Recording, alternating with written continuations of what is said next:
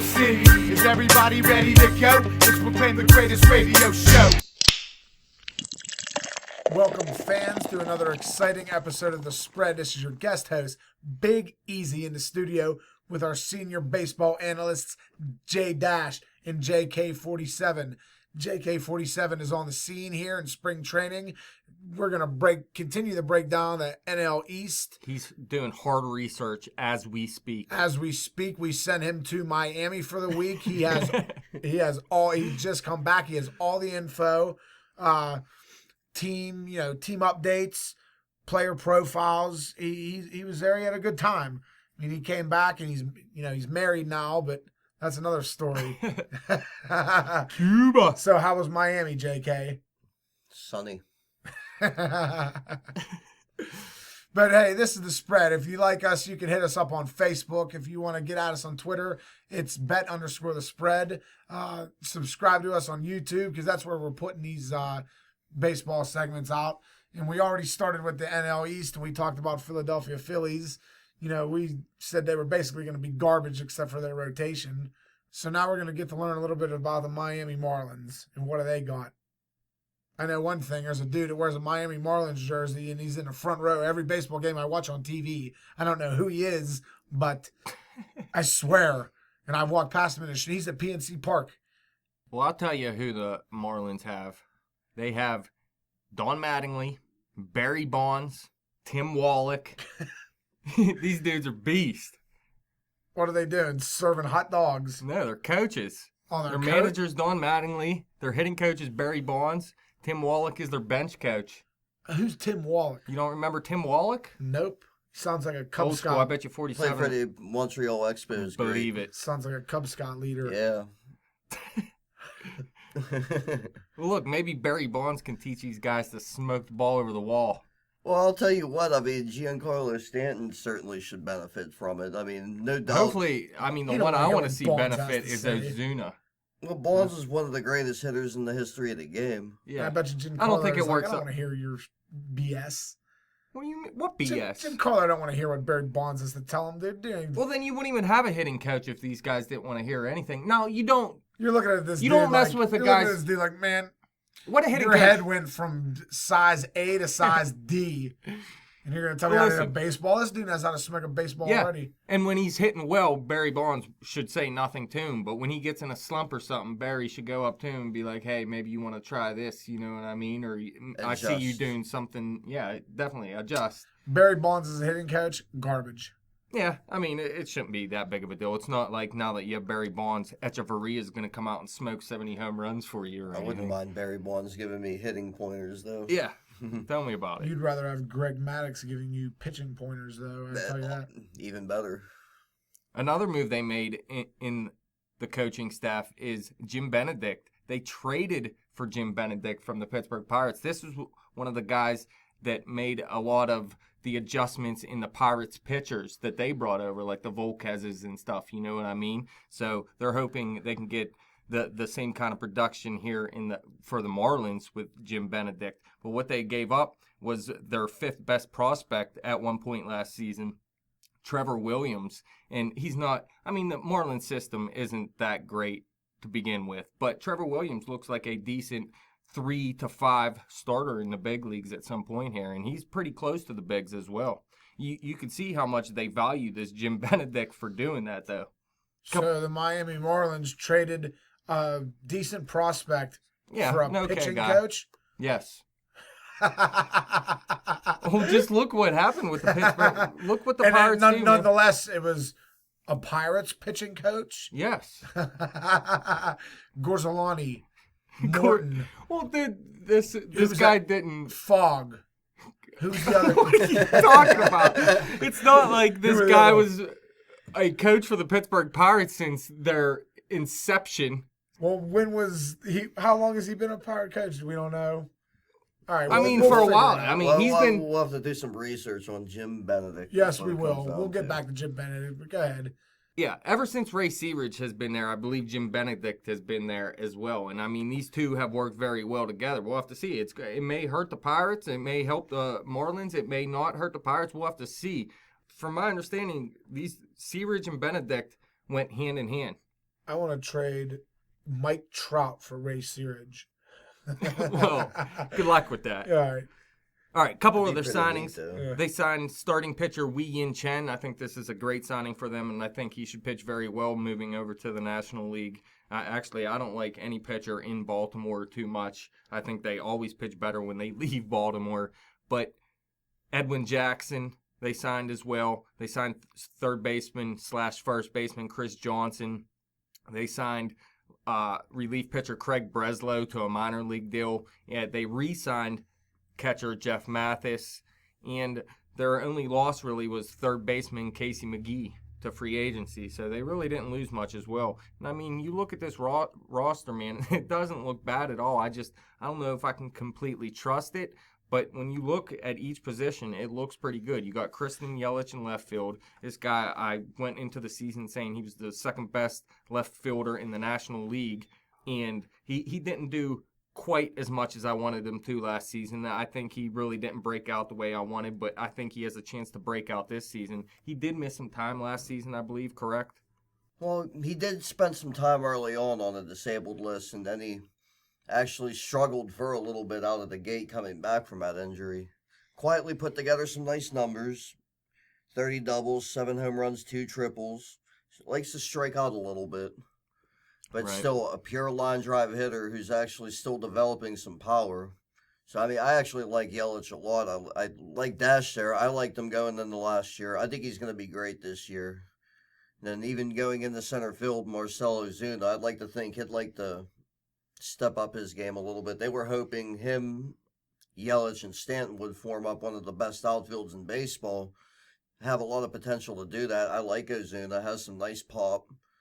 Started hitting a little bit better towards the end. So, I mean, Well, in the end, man, I think he had a little bit under 30 home runs the prior season in 2014. I can't remember. no, he had like in the 20s. Yeah, like, somewhere in the 20s, under 30 home runs, correct? But it was mid to high 20s, correct? I think so. I want to say 23. I wanted to say 28 actually, but either way, I mean, it was a terrible season last year, and they really need to get him back, and hopefully that's where Barry Bonds comes in. They can get his swing back, maybe pump him up full roids like Barry Bonds, and then just start smoking the ball over the wall. That's his main attribute is the power, and if he's not giving you the power, then I don't know how long he'd actually stay in the lineup. And like you said, Giancarlo Stanton, he's obviously a beast. He just needs to stay healthy. He always seems to miss some games here and there, and not necessarily his fault. Didn't he get beamed in the face? He definitely got smoked in the face at some point. I think. That was the end of the 2014 season, correct? Yep. Guy takes a beating, but I'll tell you what, I mean, whatever he's in, you love the 27 home runs and 274 at bats. I mean, I think any baseball team would take that, obviously. Believe it, he walks a ton. He strikes out a lot, but I mean, when you walk a lot and hit the ball over the wall, those strikeouts really don't matter at that point. I mean, it affects his average at some point. Sometimes, though, it doesn't affect his average. Just having that bad lineup around him didn't help either. Right. I'd like to think his numbers are going to go up. Should Ozuna reemerge? Should Yelich be good? Right. Which he will be, but I mean, aside from that, I mean, D. Gordon. Second base, yeah. He had a great season last year. Everybody thought he was actually going to take a step backwards last year because he blew up the year before in 2014, and he did not take a step back. I mean, he just kept on rolling, and D. Gordon looks like one of the best just pure hitters in baseball, not necessarily with pop or anything. He just gets on base a ton, and he has a ton of speed as well. He's always in the top of the league in stolen bases, along with Billy Hamilton there. Well, his Gold Glove caliber defense also. Yeah, so D. Gordon looks like one of the best second basemen in baseball at this point. And I always did like this guy, but it just didn't look like he was going to be able to hit. And it just clicked a couple years ago, and it looks like how old is he now? He's still a pretty young guy. Definitely in his mid-20s. Yeah, so I mean, this guy has huge upside ahead still. I mean, Once you get into your 30s though and start losing some speed, it's really going to hurt him. But I mean, it really helps now that he's turned his bat around from being less than 250 hitter really to a 300 hitter. Well, he won the Gold Glove at second base last year, didn't he? I can't remember if it was him or not, man. To tell you the truth, I know Jose Altuve won it in the American League, but I can't remember who won in the National. I mean, because the whole middle of the infield there gives you Gold Glove caliber defense. Yeah, Echeverria's a beast. I mean, he's not going to give you too much offensively necessarily, but he's definitely has a ton of range at shortstop. And, I mean, he doesn't hurt offensively either. He's just average offensively, I guess, for a shortstop. But, there's some upside there as well. But, yeah, these two at second and short, I mean, that's really going to help this pitching staff out. That doesn't look too terrible either, to tell you the truth. But on the corners, you got Martin Prado. I know you like that guy. He doesn't give you too much pop, too much speed or anything. He just does everything well. Yeah, definitely. I mean, he's definitely a solid major leaguer.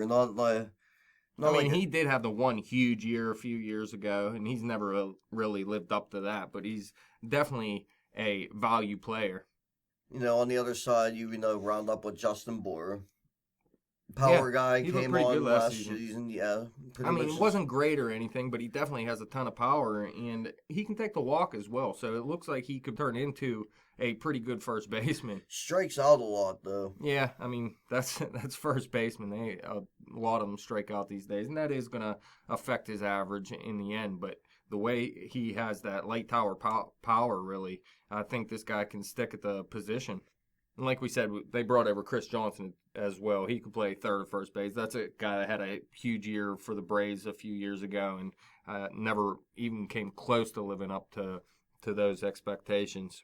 At catcher, you have JT Realmuto. This guy, I really think, is a beast. Now, he's still young. It might take a while for him to really become the hitter that we think he can be, because this guy can hit, definitely. He doesn't take many walks. He doesn't strike out too much, has some pop, has a little bit of speed, actually, as well for a catcher. He does everything pretty well, and I think he's going to continue to get better. He's still a pretty young guy, and usually catchers don't break out at the plate until they're 27, 28 years old. I'll tell you what, he put up some nice numbers last year, 21 doubles, 7 triples, and 10 home runs. So, it tells you that this catcher can't run, too. Yeah, and that's in 441 at-bats, correct? Absolutely. Yeah, so, obviously as a catcher, you're not going to get 550 at-bats every season or anything, but putting up those numbers and limited at-bats like that, you could see this guy's upside. And like I said, he's still very young. He's 24 years old right now. The Marlins love this guy. This is the guy they want to be their catcher. They signed Mathis pretty much to be a sturdy backup. So, the position's his right now. It's just if he can actually stick. If he does, like I said, I really like this roster. Yeah, definitely. Offensively, you're talking about, correct? What position really is there where there's a big hole? Maybe Ozuna if he doesn't turn it around. Maybe Bohr if he doesn't show what he did last season. Well, those are your two question marks, is what you're going to get out of those two. To me, they're your wild cards of the whole. You know what you're going to get from Yelich. You know what you're going to get from Stanton. You don't necessarily know from Yelich, I guess, because he did have the down season. But even if he has that down... See, to me, it was a down season. Even if he has that season, he's still a good player. I think there's a whole nother level with Christian Yelich, though. Oh. What about this rotation, though? You got the ace, obviously, and Jose Fernandez, although I don't think they want to pitch him 200 innings at this point. I think he's on like a 170, 180 innings limit at this point, so you may not see him towards the end of the season, although I really don't think this team's going to make a run for the division, so I don't think it'll matter, but if it does matter, that's really going to hurt if they cap Fernandez towards the end of the season. Pitch limits on guys is bogus. Well, this guy's coming back from Tommy John. This guy is a pure ace, man. Well, he had Tommy John to pitch, so pitch. They called him up very young, though. It Don't was a pitch very him for surprising. the first 2 months of the season, then. See, I think and that's bring him something you could do as well. Because I'm sick of this. Don't pitch him at the end of the season. Well, Wrong. Strasburg for the Nationals. Do you remember that? Yeah, I know, and I don't agree with it. And it's bogus. I think it is too. But you really want to save this guy's arm if you think that. If a doctor thinks don't let him pitch the first. Why is he? Don't pitch now. Don't pitch for the first 3 months. Bring him in later. Yeah, I agree, man. Let him do his warm-ups and then keep him for when you need it. Or go to a 6-man rotation. I think that could work too. And that's the only thing that worries me about Miami is their depth, their lack of depth. It's just they don't have much. Yeah, like I said, Chris Johnson might be their. They're Chris Johnson. How about Ichiro? Chris Johnson. You don't like Ichiro? Ichiro is a solid major leaguer, Jeff. Definitely. Right? Is How old is he now? 41 years old? It doesn't matter how old Ichiro is. He's not that great anymore. Let's face it. He's okay at very, very best. But as a role player, I'll take him. He's not even serviceable anymore. He should follow Calvin Johnson's lead and hang him up. I kind of want to see him get to 3,000 hits. I think that'd be pretty cool to see. Well, how many more does he need? About 60? Something like that. Like, he don't need much, does he? I don't know the exact number, but he had like 3,000 hits in Japan too, so he's up to like 7,000 hits at this point. Yeah, Japan is not America, so kick rocks. I think with it's that. more like 2,000. Yeah, I don't know the exact number. So where are we at here with Miami? Let me shoot something out for you. Okay. All I right. want to finish off with this rotation, but go ahead. No, go ahead. Well, what you said was they definitely have the ace. Yes. Now, like I said, you signed Wei-Yin. I think that's a good number two, especially considering how well he pitched in Baltimore. I think he's going to improve coming over to the National League. So there's the decent two. Now, 3 is up for question. You got Tom Kohler, Jared Kozar, Edwin Jackson. I think Jackson's more of a 4 or 5 at best. But Kohler or Kozar could pitch like a 3, if not maybe a 4. I see some upside in those two pitchers right there. You got David Phelps. He's actually questionable for opening day right now. He's more of a back end of the rotation type pitcher. Justin Nicolino, nothing great there. But, I mean, all their prospects in the minor leagues are pitchers that would see this season, I would have to believe. You got Jarlin Garcia, he's 22, had a 3.06 ERA in high A last season, but a 4.91 ERA in double A, so probably not going to see him. Kendry Flores, he's 24 years old, had a 2.29 ERA between double A and triple A last season, 85 Ks compared to 29 walks in 118 innings, and he actually made it to the bigs last season, pitched 13 big league innings, had 9 Ks and 4 walks, but a 4.97 ERA. His fastball is between 88 and 93 mile an hour. So, I mean, he's a back end of the rotation type guy. 4 maybe. Same with Jarlin Garcia. These guys are 4s. Same with this next guy, Ivan Pinero, age 24. He was acquired in the Dan Herron deal with the Cubs. He had a 3.58 ERA, 118 Ks, 41 walks, and 146 innings between 3 levels. Finishing in AAA, actually, so he's actually kind of close. You may see him at some point this season, and who knows, maybe he can stick as a 4 or 5. So, I mean, this rotation looks pretty deep to me, actually. They just need to hope Kozar or Kohler can turn into a number 3. Outside of that, what do you think about this rotation, 47? Well, I like the top 3 potential pieces. I mean, Who's your 3? I personally would like to see it be Fernandez, Chen, and Kozar. Then have Tom Kohler, and then possibly Edwin Jackson or one of these guys I just mentioned come up. Absolutely. I definitely like 1 through 4 in this rotation, though, potentially. Yeah, I like it too. I mean, especially when you have the ace and a good number 2. I mean, it doesn't have to be perfect at the back end. So it seems deep to me. They have more prospects in the minors, although none of them are going to be beasts or anything. I don't think any of them are even going to be number 3 pitchers, but you never really know. Hating. Dudes are garbage, huh? I'm not saying, listen, if you're a number 3 pitcher in the major leagues, that's not garbage at all. Yeah, I guess. Charlie Morton, though. Charlie Morton, he's a number 4. He was a 3. Well, he's a number 2 for the Phillies. I mean, it just depends on how bad your team is, but as a number 4 or number 3, I mean, I don't like him as a number 3, let me tell you. Yeah, well, I would have to. I don't know. I think the Phillies have a stronger rotation than the Marlins. Well, the Marlins have the best pitcher in Jose Fernandez. This guy's a pure ace. Aaron Nola, we'll have to see if he turns into an ace or he's just a low-end 1. Maybe he's actually a number 2. Who knows?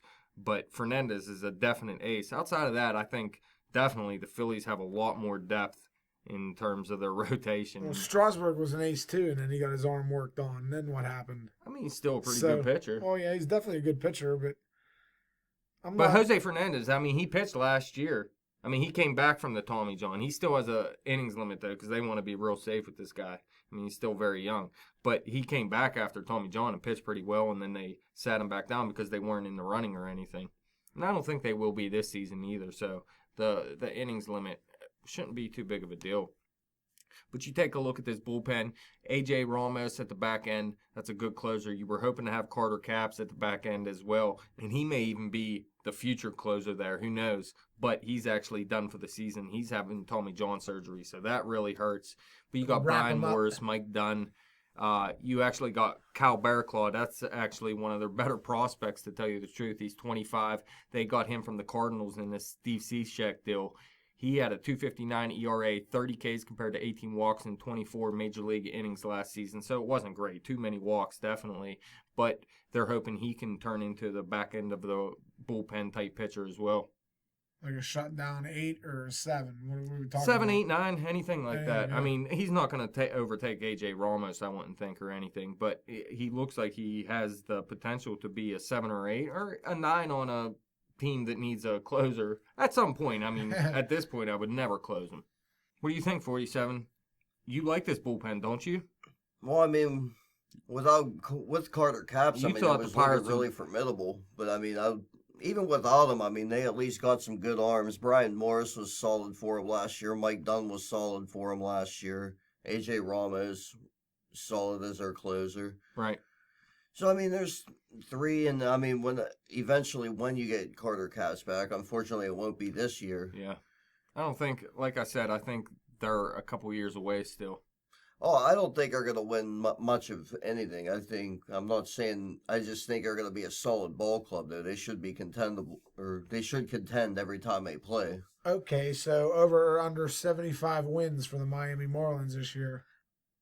I think this is a team that, and the weak, keep this in mind, too. You know, Atlanta, Philadelphia, they're weak right now.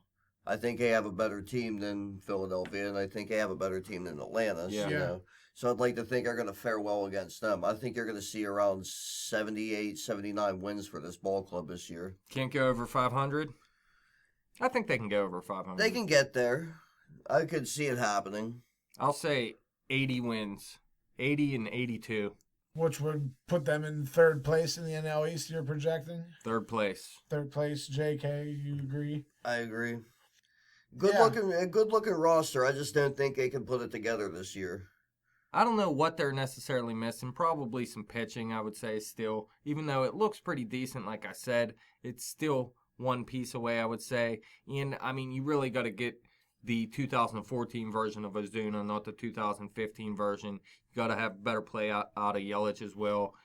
And Justin Boyd, he got to step up as well. I mean, I trust this defensively. I think it looks very good defensively. Stanton, I mean, who knows what he's going to give you defensively. He's not a terrible defensive fielder or anything, but he has those knee problems. So, I don't know. It looks good to me, but I still got to say there's something missing here. Well, Barry Bonds will give you something. Yeah, maybe it's Barry Bonds. Put him in. Bonds would just tear Ozuna right out of the game, go up, and he's like, I'm playing center field now. Be pretty cool. Right. Well, and Don Mattingly, what? Don Mattingly could play first base if Bohr didn't work out. Yeah. So, I mean, so does the coaching make that much of a difference? Well, I mean, I'll tell you what. I mean, it does help having good coaching. Because, I mean, simply some coaches just have that special advice for certain special players, and I know one thing: if you're a coach and if you're looking to get hired as a baseball coach, I don't care how bad the team in Miami is, you take that job because, man, is it nice there. Believe it. Jeff, you had a great time there, didn't you? it was fantastic. I'm telling you, that beach, the women, whew. That's it, though, man. Miami Marlins, not a terrible team. 3rd place, I would say. I think you agree? We Do all you agree? it's a spread sweep. Spread sweep of 3rd place. Miami I Marlins like it. in 3rd place this year, and I'll say they'll go over 50 or 75 wins. I'll give them 80. JK just like you 47. If you had to take one player off this team on a dynasty team, who would it be? Fernandez or Stanton? That's tough. I mean, Stanton, he's going to give you a full season, obviously, but we're talking dynasty here where you're going long term. And Jose Fernandez, there's not too many pitchers like him. Agreed, but there's also not too many hitters like Stanton either. You Yeah, know, you're one right. healthy is going to give you 40 home runs probably. I'd like to say. So I have Jose Fernandez. Should I offer him up for Stanton? No, you don't play those games. You are big bats in your lineup already. Why do you need Yeah, another one? I would never make that deal. I'm keeping Jose Fernandez. Faux show. Yeah. Dynasty Baseball League players. You want to hit us up on Twitter at bet_the_spread. You can like us on Facebook. You can hit J- up at www baseballinsider.com. No, don't do that because that's probably a website, and that is not my website. That's a porn site. They shove InsideHer.com. Yeah.